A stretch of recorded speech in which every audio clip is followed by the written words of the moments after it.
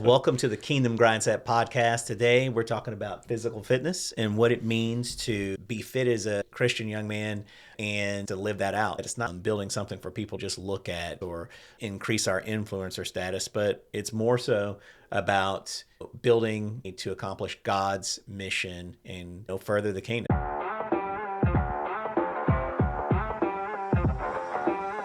The Bible talks about iron sharpens iron, so a man sharpens one another, right?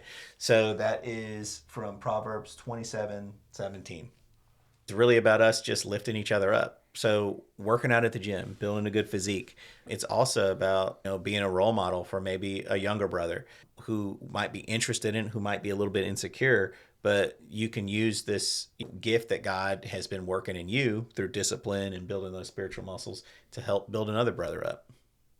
A year ago, I was working in the gym doing my thing, and I see this young guy doing tricep push downs, and there was some work that could be done, but I could tell he was new to the gym. If you've ever been new to the gym, you're looking around, you're watching people to see if you're doing the right thing. So all the things were there. And so there were people who came up to me when I came into the gym for the first time who gave me pointers and helped me out and stuff. So I want to pass that along. I don't ever want to make it an environment where people have to feel insecure. I want to be a helpful, guide if I can. So I just introduced myself to him and then just recommended, some ways in which he could do the push down a little bit better.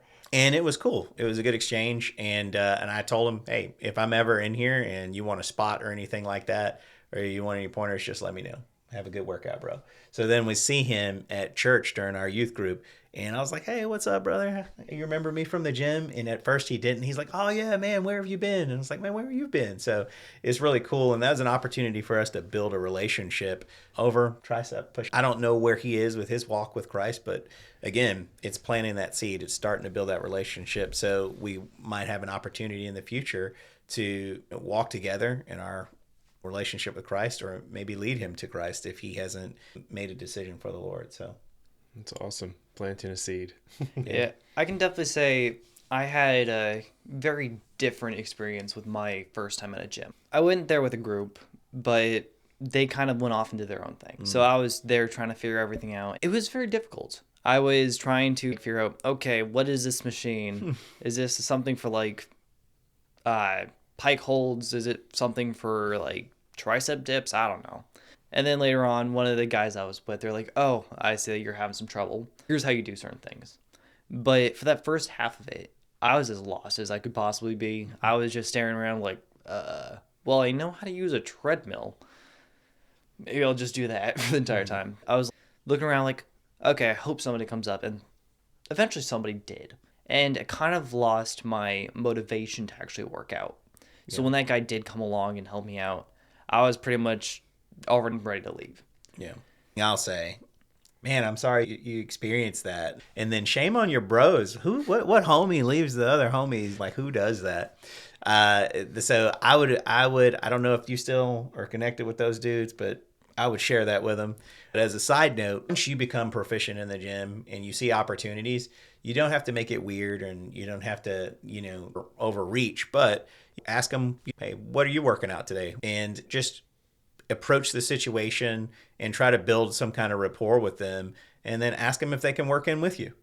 That's something that I do when I see opportunities like that and say, hey, you want to hit a few sets together? It helps the person feel comfortable about working with somebody and learning how to do an exercise. And then in all of that, I've never said, well, hey, I see that you're kind of struggling with this. Let me show you how to do it. It's like, hey, man, you mind if I work in with you? And then you can kind of demo and kind of show them and then give them pointers along the way. That's what some people have done with me in the past, and it did make the difference in helping with that insecurity that you feel sometimes when you go into a gym.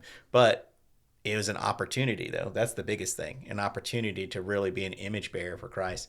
And it's not so much that you're in the gym preaching the Bible, but you're living it, right? You're getting to live it through how you treat people and how you're practicing those fruits of the Spirit. And just based off of what Javen is saying, understanding the impact if you hop in there and take the opportunity to support somebody, because if you're counting on someone else to do it, oh, maybe there's someone else who'll come around. Maybe one of his friends will come around. Well, in Javen's case, His friends didn't even come back to check on him until the end, which again is ludicrous, but we're going to pray for them, give them some grace. God is good. If you're going to the gym with some of your buddies, you bring the homies to the gym with you. You don't leave them alone unless they want to be left alone. Work out together, be productive, because I've worked out with a group of people at the gym, and sometimes I'm a little bit more focused on the workout than they are. Typically, I would say about 2 to 3 as a group is a good number. If you get any larger than that, then things kind of slow down. There's another aspect that it's important to bring up and think about. Oh man, well, I can't be an influence at the gym because I don't match up to anybody. Here's the cool thing about that. You don't have to be. You don't have to be buff. You don't have to be tough. You don't have to be the most athletic person.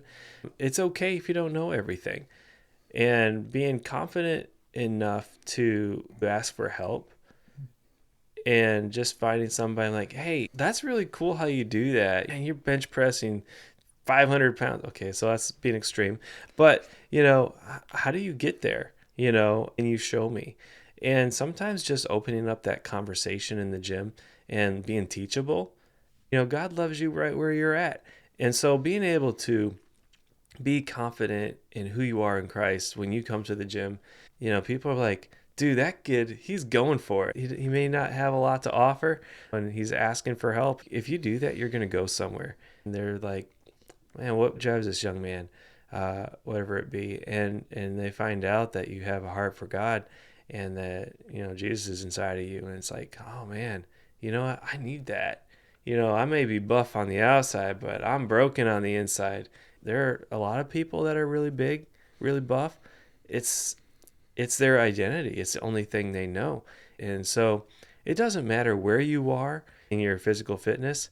You can be a light for Jesus. Yeah, be teachable. I think like you can encapsulate all that and just be teachable. And that's coming with a humble heart and no ego, right? It's not always easy to walk up to somebody and ask for help.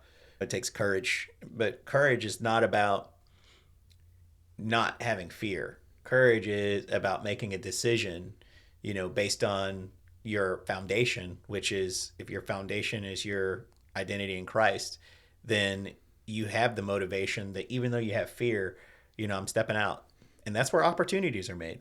Think about who might I ask for help from that I see is doing a really good job, and what kind of opportunity is God leading me to in terms of maybe leading somebody to Christ, and also the other opportunity of getting some resources on how I can build myself up better. I think that's awesome. And, just remember, improving your abilities, being physically fit, training, it does help. But the goal is, and the purpose of it is to be able to lift your brother up, to be able to help those in need, and just being the best version of you that God's called you to be. Yeah. Iron sharpening iron. So let's talk about some simple fitness frameworks that you guys can start practicing today to kind of help us in our physical fitness journey, but also strengthen our mental and our spiritual fitness as well. I think the number one thing has got to be moving daily, right? Get up and do something. If it's walking or running, if you don't have access to a gym, that's okay. Go lift jugs of milk or jugs of water. Go run up a hill. Do some kind of movement, and even, engaging in sports that are interesting to you daily for 10 to 20 minutes. To maintain fitness doesn't require that you be at a gym membership. It just requires that you exert yourself a little bit, get your heart rate up. And it's not impossible, but it doesn't feel so easy that you feel like you'd want to do it all day, right? When I'm in the gym, every rep needs to feel like I'm fighting for it. Not impossible, not in pain, right? So make sure you're thinking about these things when you work out. But it should be something hard enough to where it's not impossible, where you have to put a little effort in every single rep, but it's not easy to the point where you're like happy to do the next few sets. By the end of a set, you need to be really praying and thanking God for strength and guidance to get you through the next few sets. That means you worked hard enough. And there's a lot of people out there that have proven that you can get just as strong without a gym. Calisthenics and things like that. A big one is improving your core. Walking is just so great. you've got to do cardio. Yeah, what about you, Javen? The most important thing, you fellas know what it is. You guys love it. It's food. You gotta know, yeah, you gotta know the proper fuel. You gotta know what to eat. You gotta know what to drink, and you gotta know how to eat it in a way that it's gonna help you. You have to have a good balance of carbs and a good balance of protein, because too much of one or too much of the other is gonna leave the other in a deficit. You want to make sure that you're giving your body good carbs by filling it up with grains, beans, even Whole grains. Yeah, you want to eat whole grains. Vegetables. Yeah, you want to eat vegetables. Make sure you get a good source of protein. That can be, if you're on the more vegetarian or vegan side of things, you can find great sources of protein in like nuts. Yeah, nuts, beans, cashews are a pretty good source of protein, and then also chickpeas. So eat a lot of hummus and stuff like that. But if you're completely fine with eating whatever, make sure you fill up on meat. Eat chicken, beef, turkey, whatever. Just make sure that you eat it alongside with the carbs so that you're not just getting one or the other. You're getting a good blend of both. And without getting too deep into nutrition or dieting and things like that, really, to keep it real simple, whatever you eat real food. Eat real whole food, right? Typically, you'll understand these foods to be real and whole if they have one ingredient. So like an apple, there's no other things that are added in it.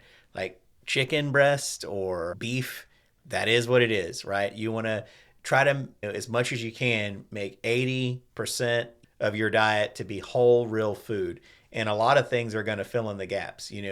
As you continue to train more and get a little bit more advanced in your fitness development, you can center in like what Javen was talking about on how many carbs you need and how much protein you need. And we can't forget about fat. Fat is important because fat helps us modulate our hormones. One of the biggest ones for us guys that we have to make sure is healthy is our testosterone. I mean, that helps us grow and build muscle and controls a lot of functions in our bodies. So, but keeping it simple, just eat real food.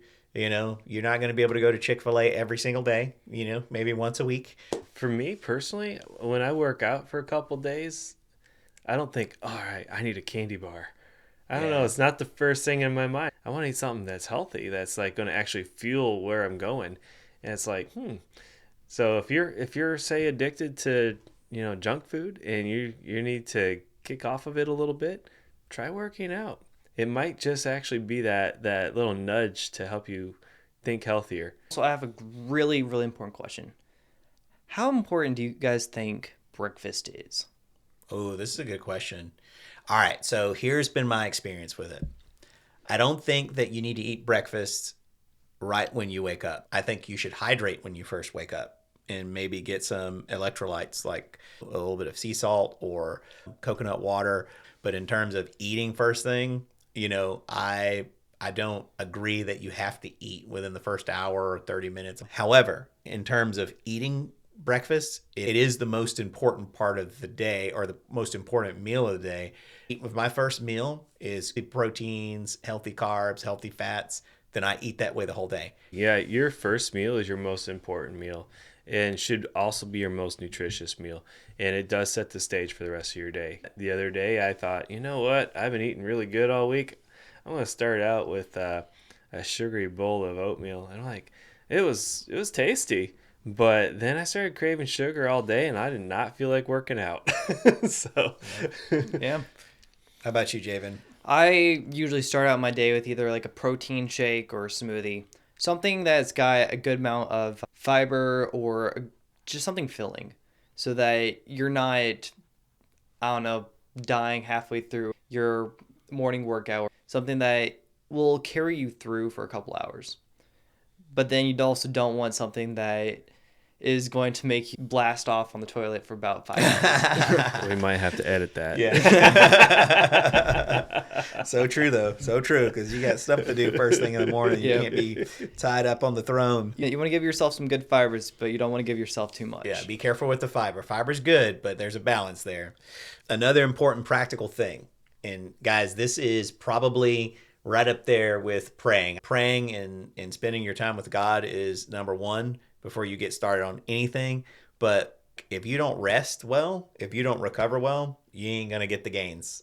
You're not going to get the gains. So there's a principle that God has built into just about everything. And in Genesis, he even talks about it. On the last day of creation, God took a rest, right? So, I don't think that God needs a rest, but I think that there's an important principle in there that we can pull out, is that we need to rest.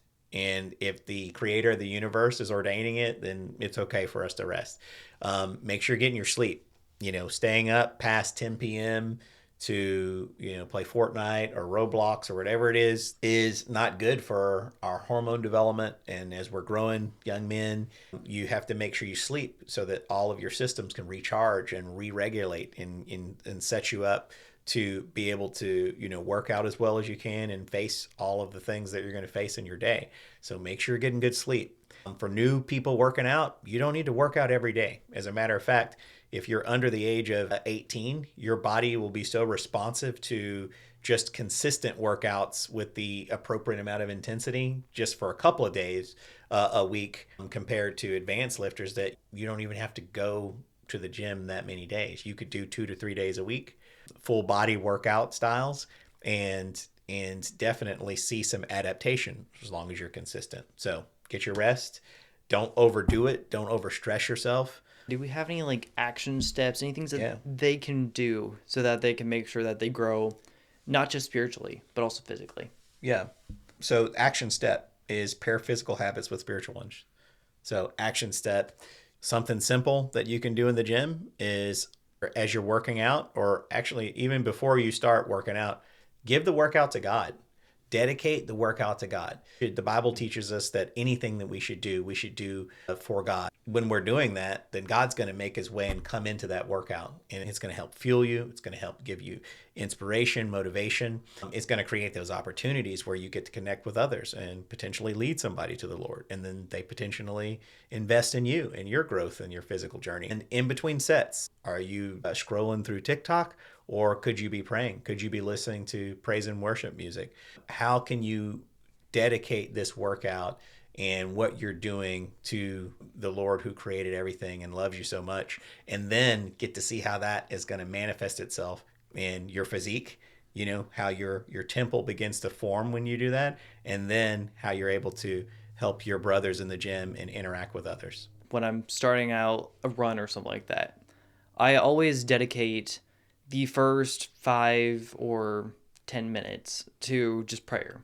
As I'm running, I'm thanking God, finding things that I'm grateful for. Now, it's not something that I always do, but it is something that every single time it helps me out, and I'm grateful for it. Dad, do you have anything? I love that, encouraging yourself in the Lord. That's the big thing. God is not mocked. Whatsoever you sow, you shall also reap. And now that's in good context or a bad context. So then you sow the right stuff into your body, you're going to get the right results. You put the wrong stuff in your body, you're not going to get the good results that you're looking for. And in your spiritual walk, the same thing. If you're eating junk food in the mental sense, you're going to feel sluggish. You're not going to feel the sharpness of mind. You're not going to be focused on the right things. Like, let's just say in the morning, instead of starting your day out with the Bible study, you're starting your day out with TikToks and videos. That's so good. I didn't even think about that. You're setting up your whole day to sitting there staring at your phone or computer or TV or video games. So start your day out putting the right stuff in, and then meditate on the right stuff. So you got to make sure your breakfast is right for your spiritual and mental growth as well. Keep spiritually hydrated, drink some of that spiritual water. That's right. So guys, a little action step. When you start out your day, just like how breakfast is the most important thing, make sure you start yourself out with prayer. Don't go straight to your computer and play Minecraft for about 3 hours before you do anything. Start out your day with prayer. Start out your day with a good breakfast. And just be thankful for what God's given you. That's good. I like it.